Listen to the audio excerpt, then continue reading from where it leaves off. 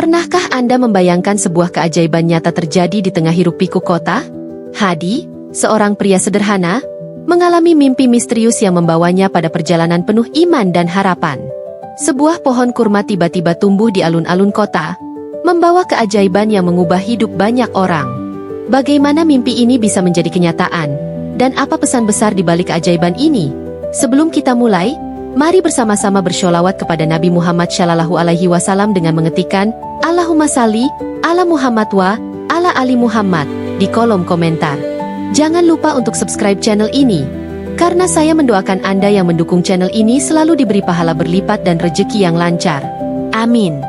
Ayo, mari kita simak cerita selengkapnya. Malam itu terasa begitu sunyi, seolah dunia sedang menahan napas. Hadi baru saja pulang dari pekerjaannya sebagai pengantar barang, lelah mengayuh sepedanya menyusuri jalanan kota yang penuh asap kendaraan. Tubuhnya terasa remuk, dan pikirannya dipenuhi kekhawatiran tentang tagihan listrik yang belum terbayar. Dengan langkah gontai, ia masuk ke kamar sempitnya yang hanya diterangi lampu redup. Ia merebahkan diri di atas kasur tua yang mulai usang, berharap tidur dapat menghapus sejenak beban hidupnya. Namun, malam itu tidak seperti biasanya. Dalam tidurnya, Hadi menemukan dirinya berada di tengah padang pasir yang luas. Angin hangat menerpa wajahnya, dan langit penuh bintang tampak begitu dekat seolah bisa disentuh. Di kejauhan, seorang lelaki tua berjanggut putih mendekat perlahan. Wajahnya memancarkan keteduhan, tetapi ada kekuatan besar di balik sorot matanya. Lelaki itu mengenakan jubah panjang yang berkibar tertiup angin. Hadi tidak mengenalnya, tetapi ia merasa kehadiran lelaki itu begitu akrab, seolah-olah mereka pernah bertemu di kehidupan lain. Lelaki tua itu mengulurkan tangan, memperlihatkan sebuah biji kecil yang berkilauan di bawah sinar bulan. "Ambillah, anakku," ucapnya dengan suara lembut namun tegas. Hadi, meski diliputi kebingungan, menerima biji itu dengan gemetar. Saat ia memandang biji tersebut, lelaki tua itu melanjutkan, "Tanamlah ini di pusat kota. Di sanalah mukjizat akan terjadi. Ingatlah, keajaiban hanya datang pada mereka yang berani percaya." Kata-kata itu begitu jelas, seolah bukan sekadar mimpi. Hadi terbangun dengan napas tersengal, keringat membasahi dahinya. Ia duduk di tepi tempat tidur, berusaha mengatur detak jantungnya yang berdegup kencang. Namun, matanya langsung tertuju pada sesuatu di meja kecil di samping kasurnya. Di sana, ia melihat sebuah biji kecil, persis seperti yang ada dalam mimpinya. Tangan Hadi gemetar saat mengambil biji itu. Ia mencoba mencari penjelasan, berpikir mungkin ada seseorang yang meletakkannya di sana. Tetapi bagaimana mungkin? Pintu kamarnya terkunci, dan tidak ada tanda-tanda orang lain yang masuk.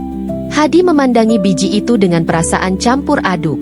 Ia merasa takut, bingung, tetapi juga takjub. Apakah ini pertanda? Apakah mimpi itu lebih dari sekadar bunga tidur? Pertanyaan-pertanyaan itu terus menghantuinya sepanjang malam. Ia mencoba kembali tidur, tetapi bayangan lelaki tua dan kata-katanya terus berputar di kepalanya. "Tanamlah di pusat kota. Mukjizat akan terjadi." Keesokan paginya, Hadi masih diliputi kebingungan. Ia membawa biji itu ke tempat kerjanya, menyimpannya di dalam saku celana, seolah-olah tidak ingin kehilangan benda kecil tersebut. Sepanjang hari, ia merasa terpecah antara logika dan firasat. Logikanya berkata bahwa ini hanyalah kebetulan aneh, sesuatu yang tidak masuk akal untuk dipikirkan lebih jauh. Namun, di sudut hatinya, ada dorongan kuat yang berkata bahwa ia harus melakukan sesuatu. Malam harinya, Hadi duduk di depan jendela kecil kamarnya, memandangi keramaian kota di bawah sana. Ia berpikir tentang bagaimana hidupnya yang serba sulit. Bagaimana ia selalu merasa seperti roda kecil di mesin besar yang tak pernah berhenti. Jika benar ada keajaiban, mungkinkah itu juga untuk dirinya? Ia menatap biji kecil di tangannya, merasakan kehangatan yang aneh setiap kali menyentuhnya. Hadi akhirnya membuat keputusan. Ia akan mengikuti kata-kata dalam mimpinya. Tidak peduli seberapa aneh atau mustahil itu terdengar, ia merasa ini adalah sesuatu yang harus ia lakukan. Dalam kesunyian malam itu, dengan hati yang masih diliputi rasa ragu, Hadi merasakan sesuatu yang belum pernah ia rasakan sebelumnya, harapan. Entah mengapa, ia merasa bahwa biji kecil ini membawa sesuatu yang besar, sesuatu yang bisa mengubah hidupnya, dan mungkin hidup banyak orang. Malam itu, Hadi menyelipkan biji kurma ke dalam saku celananya dan melangkah keluar dari kamar sempitnya. Langit Araya gelap, hanya diterangi oleh lampu jalan dan kilauan neon dari gedung-gedung tinggi. Hati Hadi berdebar kencang saat ia berjalan menuju pusat kota. Ia sendiri tidak tahu mengapa ia melakukannya. Suara logikanya terus meragukan. Ini gila. Kau akan terlihat seperti orang bodoh. Tetapi suara lain yang lebih lembut, namun penuh keyakinan, terus mendorongnya maju. Lakukan saja. Percaya. Ketika sampai di alun-alun kota, tempat itu masih ramai. Orang-orang berjalan terburu-buru, sibuk dengan urusan masing-masing. Hadi berdiri di tepi trotoar, menatap tanah yang keras di bawah kakinya. Alun-alun itu dipenuhi ubin beton dan hampir tidak ada ruang hijau. Tempat itu adalah simbol modernitas, penuh dengan lampu dan papan iklan besar, jauh dari kesan alam yang sederhana. Di sini, pikir Hadi, bagaimana mungkin sesuatu bisa tumbuh di sini? Ia berjongkok dan mulai menggali dengan tangan kosong di salah satu sudut trotoar yang retak. Tangannya terasa perih saat mencoba mengeruk tanah yang keras, tetapi ia terus melakukannya. Orang-orang yang lewat memperhatikan dengan tatapan heran, beberapa bahkan tertawa kecil. "Hei, apa yang kau lakukan?" tanya seorang pria dengan nada mengejek. Hadi hanya diam, tidak menjawab. Pipinya memerah karena malu, tetapi ia tidak menghentikan tangannya. Ia tahu apa yang ia lakukan mungkin terlihat bodoh, tetapi entah kenapa ia merasa ini adalah sesuatu yang penting.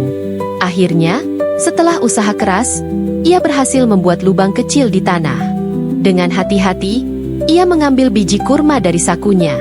Biji itu terasa hangat di tangannya, seolah-olah memancarkan energi yang menenangkan.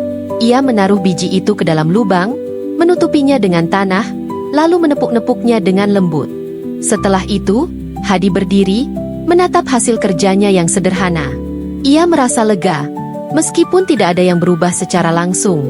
Ia telah melakukan bagiannya. Sisanya, ia serahkan pada Tuhan. Saat ia beranjak pergi, seorang anak kecil menarik lengan bajunya. "Paman, apa yang kau tanam?" tanya anak itu dengan polos. Hadi tersenyum kecil dan menjawab, "Sebuah harapan." Anak itu mengerutkan dahi, tidak mengerti, tetapi kemudian tersenyum dan kembali ke ibunya. Kata-kata Hadi tidak hanya untuk anak itu, tetapi juga untuk dirinya sendiri. Ia tidak tahu apa yang akan terjadi selanjutnya, tetapi ia merasa telah menanam lebih dari sekadar biji kurma. Malam itu, ketika kembali ke kamarnya, Hadi merasa campur aduk. Ia merasa lega karena telah menuruti kata hatinya, tetapi juga takut jika semua ini hanyalah mimpi sia-sia. Ia berbaring di atas kasurnya, menatap langit-langit dengan pikiran yang penuh. Apa yang sebenarnya sedang aku lakukan? Pikirnya. Namun, dalam kesunyian malam itu, ia merasakan kedamaian yang belum pernah ia rasakan sebelumnya. Seolah-olah sesuatu yang besar sedang menanti. Sementara itu, di alun-alun yang sudah mulai sepi, angin malam berhembus lembut. Tidak ada yang memperhatikan bahwa tanah tempat Hadi menanam biji kurma itu mulai tampak sedikit berbeda. Meski hanya secuil retakan kecil di permukaan, ada sesuatu yang sedang terjadi di bawah sana.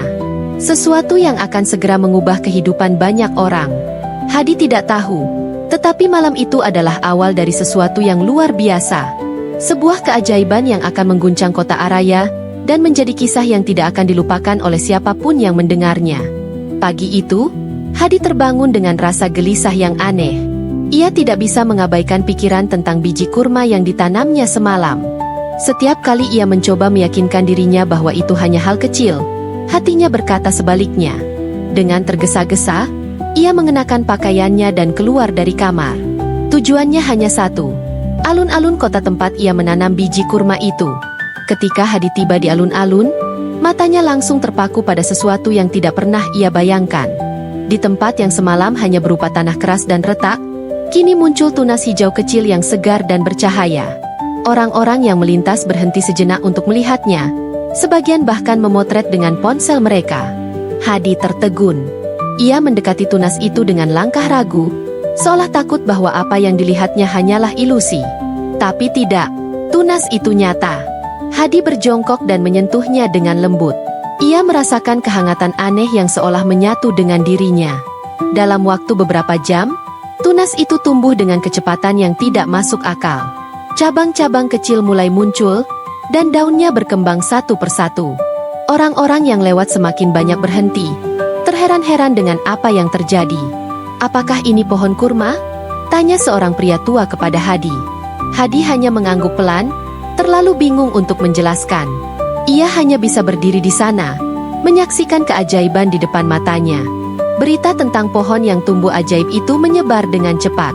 Dalam waktu singkat, alun-alun kota dipenuhi oleh kerumunan orang.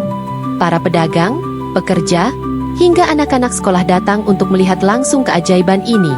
Beberapa orang bahkan mencoba menyentuh pohon itu, berharap mendapatkan keberuntungan. Namun, yang paling mencolok adalah pohon itu tumbuh dengan kesempurnaan, tanpa terlihat cacat sedikit pun, seolah-olah ia adalah makhluk surgawi yang turun ke bumi. Dalam waktu kurang dari sehari, pohon itu telah menjadi pohon kurma besar yang penuh dengan buah ranum. Buah-buah itu berwarna keemasan, tampak berbeda dari kurma biasa. Aroma manisnya menyebar di udara, membuat siapapun yang berada di dekatnya merasa damai. Salah satu anak kecil yang penasaran mengambil satu buah dan memakannya. Senyum langsung menghiasi wajahnya. "Manis sekali, dan anehnya, aku merasa sangat tenang," kata anak itu. Orang-orang mulai mengambil buah kurma dari pohon itu, dan setiap orang yang memakannya melaporkan hal yang sama. Rasa damai yang mendalam mengisi hati mereka. Hadi berdiri di dekat pohon itu, mencoba memahami apa yang sedang terjadi. Ia merasa bingung sekaligus terharu. Di tengah hiruk-pikuk orang-orang, seorang wanita paruh baya mendekatinya. "Apakah kau yang menanamnya?" tanya wanita itu dengan nada kagum. Hadi mengangguk pelan. "Aku hanya mengikuti sebuah mimpi," jawabnya singkat. Wanita itu menatapnya dengan takjub, lalu berkata, "Kau telah membawa sesuatu yang luar biasa ke kota ini." Namun, keajaiban ini tidak hanya menarik perhatian masyarakat biasa. Para ilmuwan mulai datang ke lokasi, membawa peralatan untuk meneliti pohon tersebut. Mereka mengukur, memotret, bahkan mengambil sampel tanah di sekitar pohon. Tapi semakin mereka mencoba mencari jawaban, semakin bingung mereka jadinya. "Tidak ada penjelasan logis untuk ini," gumam salah satu ilmuwan. Pohon itu tumbuh di lingkungan yang tidak mendukung, namun tetap sehat dan subur.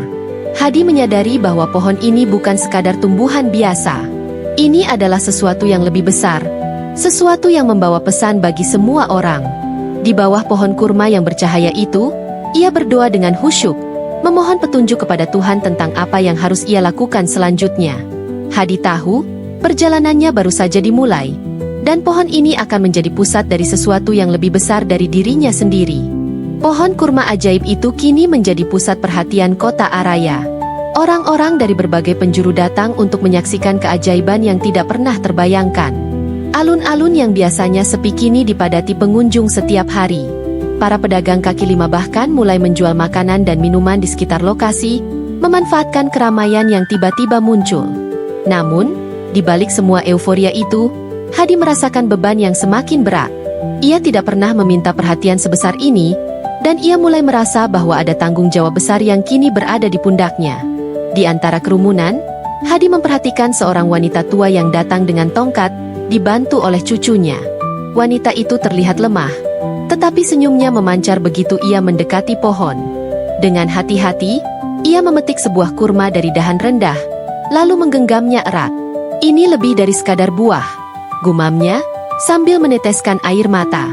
Hadi mendekatinya dan bertanya, "Apa yang membuat ibu menangis?" Wanita itu menjawab, "Aku telah kehilangan harapan, Nak. Tapi ketika aku mendengar tentang pohon ini, aku tahu Tuhan masih mendengar doa-doaku." Kata-katanya membuat Hadi tertegun. Pohon ini tidak hanya tumbuh secara ajaib, tetapi juga memulihkan kepercayaan banyak orang. Namun, tidak semua orang menyambut pohon itu dengan tangan terbuka. Sejumlah pihak mulai meragukan keaslian keajaiban ini. Beberapa mengatakan ini hanyalah tipuan, sesuatu yang direncanakan untuk menarik perhatian atau menghasilkan uang. "Ini hanya kebetulan," ujar seorang pria skeptis di tengah kerumunan. "Tidak ada yang ajaib di dunia ini. Semua harus ada penjelasannya."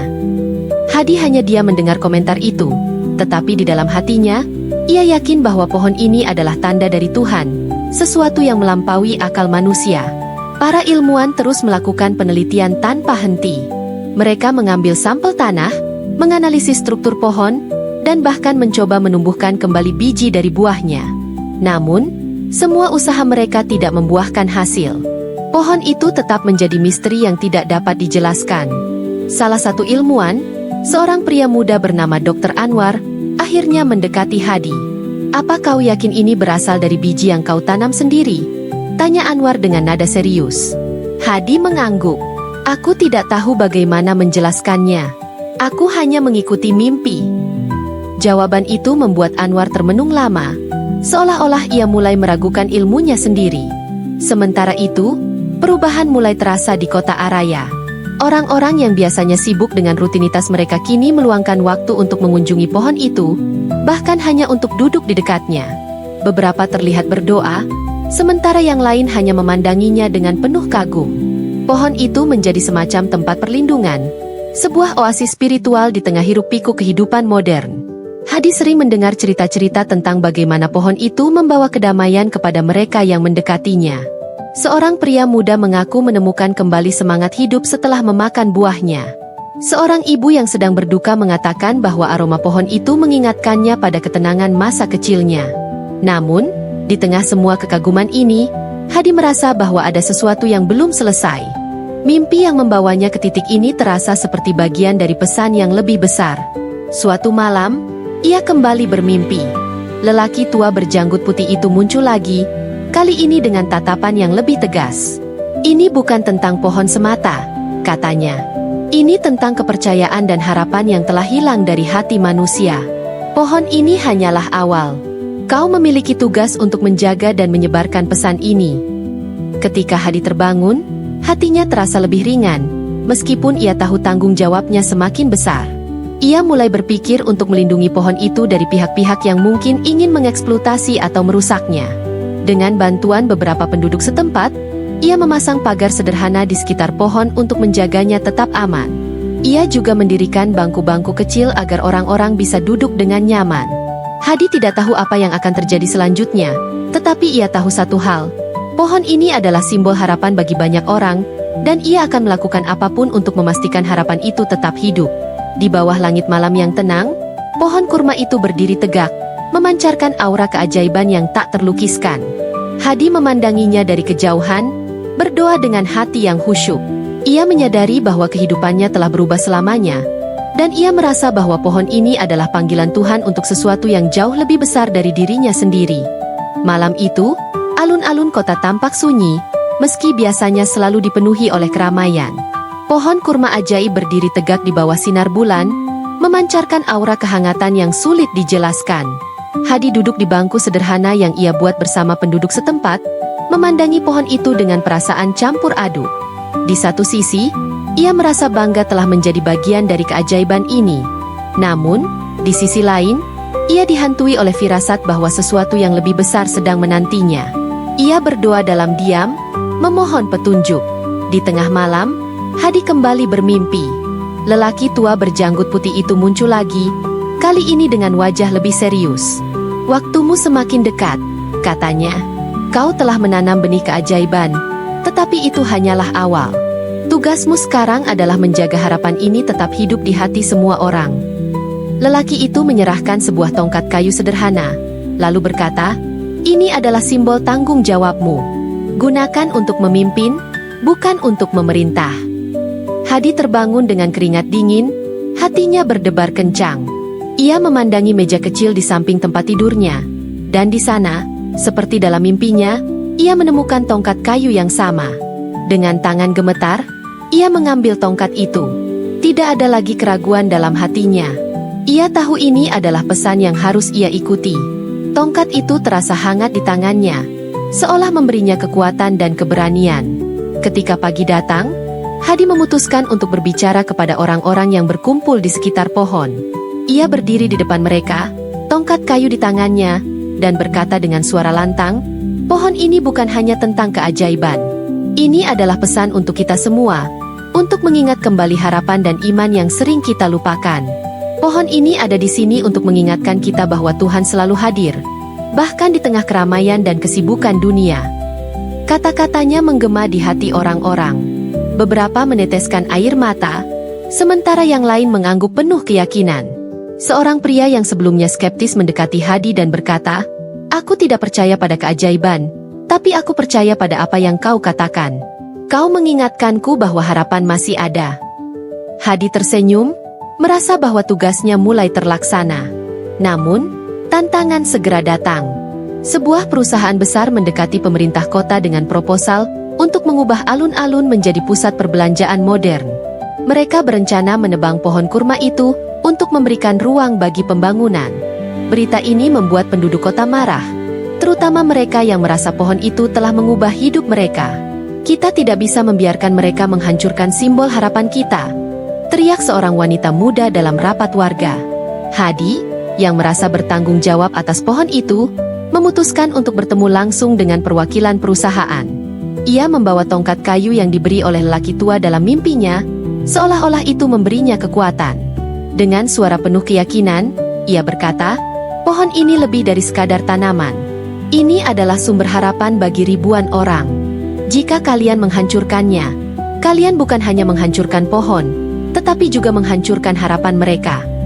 Perdebatan itu berlangsung lama, tetapi akhirnya perusahaan mundur setelah melihat dukungan besar dari masyarakat untuk mempertahankan pohon itu.